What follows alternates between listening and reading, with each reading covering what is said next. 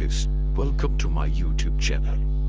Today I'm going to tell you how you can change your display connector in any form. First of all, you can remove very decent way board connector, and then you can see the bottom side is signal point is damaged. When point is every is way is clear, then you're gonna put new one in there.